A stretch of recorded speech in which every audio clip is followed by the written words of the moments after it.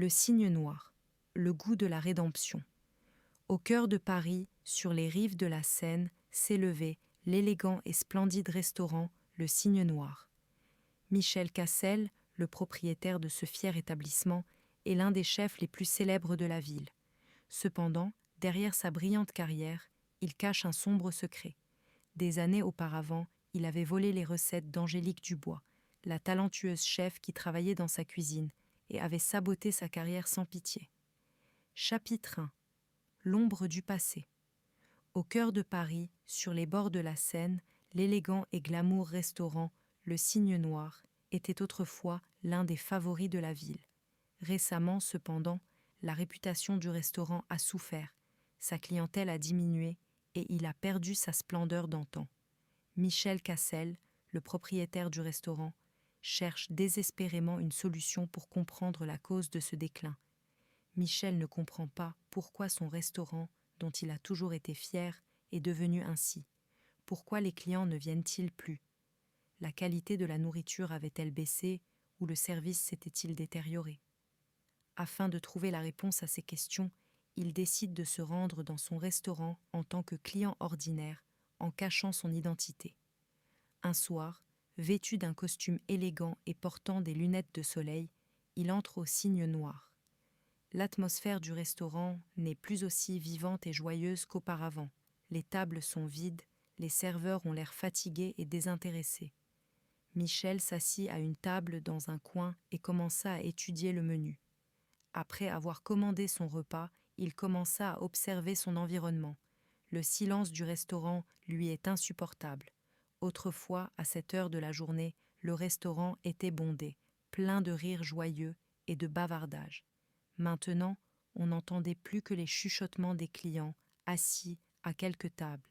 Alors que Michel était plongé dans ses pensées, les bruits de conversation provenant de la table voisine attirèrent d'entourer son attention. 2 jeunes garçons parlaient avec ferveur. Il les entendit parler. Ils parlaient de leur mère et d'un homme qui avait ruiné sa vie. Les garçons expliquent que leur mère était une cuisinière très talentueuse, mais qu'un homme lui avait volé ses recettes et saboté sa carrière. Ils disaient que leur mère avait beaucoup souffert à cause de cet homme et que sa vie avait été gâchée. En écoutant les récits des garçons, Michel a eu l'impression de recevoir un coup de poignard dans le cœur. L'homme que les garçons décrivaient aurait pu être lui. Il y a des années, il avait volé les recettes d'Angélique Dubois, la talentueuse chef qui travaillait dans sa cuisine et avait saboté sans pitié sa carrière. La conversation des garçons ébranle la conscience de Michel jusqu'à la moelle. Les fantômes du passé l'entourent. Pris de remords et de culpabilité, il décide d'affronter Angélique et de réparer ses erreurs. Chapitre 2. La confrontation. Michel se leva de table après avoir entendu les garçons parler, le cœur battant la chamade. Il savait qu'il devait affronter les garçons.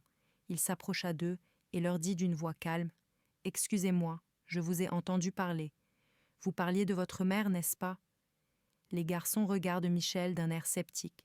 « Oui, on parlait de notre mère, » dit Léo l'aîné. « Est-ce que ça te regarde ?» Michel prend une grande inspiration. « Ma maman s'appelle Angélique Dubois, c'est ça ?» Les garçons sont surpris. « Oui, comment le sais-tu ?» demande Théo. Michel leur dit qu'Angélique est son ancien employeur et qu'il s'est rendu compte de l'erreur qu'il a commise. Les garçons ont du mal à le croire. Ils n'arrivent pas à croire qu'ils se trouvent devant l'homme qui a ruiné la vie de leur mère. « Comment as-tu pu faire autant de mal à notre mère ?»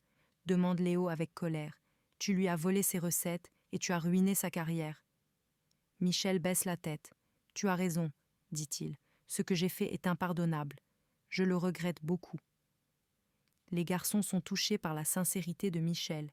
Ils lui racontent comment leur mère a souffert pendant des années. Angélique, bien que cuisinière de talent, n'avait pas pu réaliser ses rêves à cause de la trahison de Michel. Aujourd'hui, en banlieue parisienne, elle tente d'élever seule ses 2 fils. Plus Michel écoute les histoires des garçons, plus ses remords grandissent. Il ressent une grande culpabilité à l'égard d'Angélique.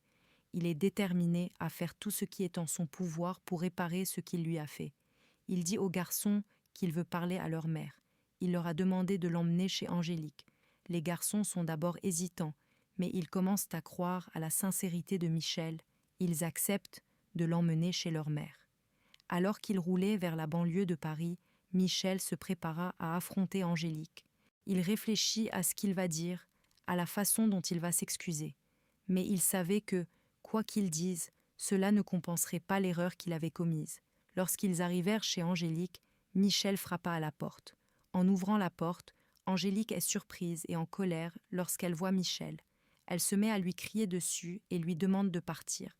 Michel supplie Angélique, il lui dit qu'il veut lui parler, qu'il veut réparer ses erreurs. Angélique ne veut pas l'écouter, mais sur l'insistance de ses fils, elle invite Michel à entrer. Bien sûr, le cygne noir. Examinons plus en détail la 3e partie de l'histoire du goût de la rédemption. Chapitre 3. Le voyage de la rédemption. Dans le salon de la modeste maison d'Angélique, un silence tendu régnait. Angélique regardait Michel avec un regard glacial, tandis que Léo et Théo, à côté de leur mère, regardaient peu Michel avec des yeux inquiets. Michel prit une grande inspiration et commença à parler. « Angélique, je sais que ce que je t'ai fait est impardonnable, » dit-il, la voix tremblante. « Il y a des années, j'ai volé tes recettes et saboté ta carrière. Je tiens à m'en excuser auprès de toi. Je suis vraiment désolée pour ce que j'ai fait. » Angélique rit d'un air sarcastique. « Des regrets ?» dit-elle. « Tu m'as volé mes rêves pendant des années, tu m'as condamnée à la pauvreté, et maintenant tu dis que tu le regrettes. C'est aussi simple que ça. » Michel baisse la tête. « Non, ce n'est pas facile. Je sais que j'ai fait une grosse erreur, et je suis prêt à faire tout ce qu'il faut pour réparer ce que je t'ai fait. » Angélique a du mal à le croire. « Comment peux-tu te rattraper ?» demande-t-elle. « Peux-tu me rendre les années que j'ai perdues ?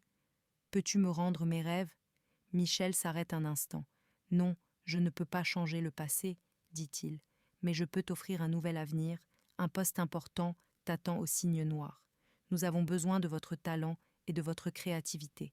Ensemble, nous pouvons redonner au restaurant sa splendeur d'antan. » Angélique le regarde avec surprise. « Au cygne noir ?» dit-elle. « Dans votre restaurant ?» Michel acquiesce. « Oui, » dit-il. « C'est ma chance de me racheter pour ce que je t'ai fait. Et pour toi, c'est l'occasion de réaliser à nouveau tes rêves. » Angélique réfléchit un moment. Cette offre était à la fois une lueur d'espoir et un défi pour elle. Elle a du mal à faire confiance à Michel, mais l'insistance de ses fils, Léo et Théo, et sa propre passion la poussent à accepter l'offre. « Très bien, » dit-il d'une voix déterminée. « J'accepte votre offre. J'accepte votre offre, mais sachez que je ne vous ai pas pardonné. Ce n'est qu'un début. » Michel pousse un soupir de soulagement. « Je comprends, » dit-il. « Je ferai de mon mieux pour vous prouver ma valeur. » Angélique se leva. « Alors je commence à travailler demain, » dit-elle. « Et n'oubliez pas, Michel Cassel, que j'ai maintenant mon mot à dire dans ce restaurant. » Michel acquiesce. « Bien sûr, » dit-il. « Ce sera aussi ton restaurant. » Angélique dit au revoir à Michel avec leur fils et le raccompagna jusqu'à la porte. En marchant dans les rues sombres de Paris, Michel ressent à la fois de l'espoir et de l'inquiétude. Travailler avec Angélique était pour lui à la fois un voyage de rédemption et un défi. Cependant, il était déterminé. Il rattrapera ses erreurs passées et regagnera la confiance d'Angélique. Bien sûr, le cygne noir. Examinons plus en détail le chapitre 4 de l'histoire, le goût de la rédemption. Chapitre 4. La Renaissance. L'arrivée d'Angélique au cygne noir a révolutionné le restaurant. Dès le premier jour, une nouvelle énergie se fait sentir dans la cuisine et le restaurant. Forte de ses années d'expérience et de sa passion, Angélique est attentive à chaque détail. Elle a repensé la carte en remettant au goût du jour des recettes anciennes et oubliées et en y ajoutant des plats nouveaux et créatifs. Michel admire le talent d'Angélique. Travailler avec elle n'était pas seulement une pénitence, mais aussi un processus d'apprentissage. La discipline, la créativité et le perfectionnisme d'Angélique dans la cuisine rappellent à Michel des choses qu'il avait oubliées depuis des années. L'atmosphère du restaurant a également commencé à changer. L'énergie d'Angélique se reflète sur l'ensemble du personnel. Les serveurs sont plus attentifs, les cuisiniers plus motivés et le restaurant plus vivant. Les clients commencent à affluer, curieux de découvrir le nouveau menu et la nouvelle ambiance. L'une des choses les plus importantes qu'Angélique a apportées au Cygne Noir, ce sont ses recettes originales. Ces recettes, qui avaient été volées par Michel il y a des années, refaisaient surface. Angélique a non seulement recréé ces recettes, mais elle leur a aussi insufflé une nouvelle vie. Les clients sont émerveillés par ces saveurs uniques. Michel fait de son mieux pour redorer le blason d'Angélique. Il souligne son talent et sa créativité et raconte l'histoire d'Angélique à la presse et aux clients. Les souffrances passées d'Angélique font d'elle une figure forte et inspirante. Au fil du temps, le Cygne Noir devient l'un des restaurants les plus populaires de Paris. Les clients venaient non seulement pour la saveur des plats, mais aussi pour l'histoire des efforts de rédemption d'Angélique et de Michel. Le restaurant est devenu non seulement un lieu de restauration, mais aussi un symbole d'espoir et de pardon. En travaillant ensemble, Michel et Angélique ont commencé à guérir les blessures du passé. La tension qui régnait entre eux fait progressivement place au respect et à l'admiration. Alors que Michel s'efforce de regagner la confiance d'Angélique, celle-ci commence à voir la sincérité de Michel. Cependant, l'ombre du passé plane toujours sur eux. Angélique a du mal à faire entièrement confiance à Michel. Michel, quant à lui, savait qu'il devait faire plus d'efforts pour gagner la confiance d'Angélique. Bien sûr, le Cygne Noir. Examinons plus en détail le chapitre 5 de l'histoire, le goût de la rédemption. Chapitre 5, le pardon et l'espoir. Le succès du Cygne Noir avait rapproché Michel et Angélique. Le temps passé ensemble les a aidés à guérir les blessures non du passé et à mieux se comprendre. Michel admire le talent et la détermination d'Angélique, tandis qu'Angélique commence à voir la sincérité et les regrets de Michel. Un soir, après la fermeture du restaurant, Michel et Angélique sont assis dans le salon vide. Les lumières de Paris se reflètent dans la scène, créant une atmosphère romantique. Michel respire profondément et commence à parler. « Angélique, dit-il, la voix tremblante, je veux m'excuser encore une fois pour ce que je t'ai fait. Je sais que c'était une grosse erreur et que je ne mérite pas ton pardon. » Angélique le regarde. « Michel, dit-elle d'une voix douce, il n'est pas facile d'oublier ce qui s'est passé dans le passé, mais je vois tes efforts, et je sais que tu regrettes vraiment. » Michel la regarde avec reconnaissance. « Tu me pardonnes ?» demanda-t-il. Angélique sourit. « Le pardon n'est pas facile, dit-elle, mais je pense que je pourrai pardonner avec le temps. » Michel poussa un soupir de soulagement. Cela représente beaucoup pour moi. Ils se turent tous les deux. Le silence de Paris avait créé un lien entre eux. La douleur du passé s'efface peu à peu, remplacée par le pardon et l'espoir. Angélique se lève. « Il faut que j'y aille, dit-elle.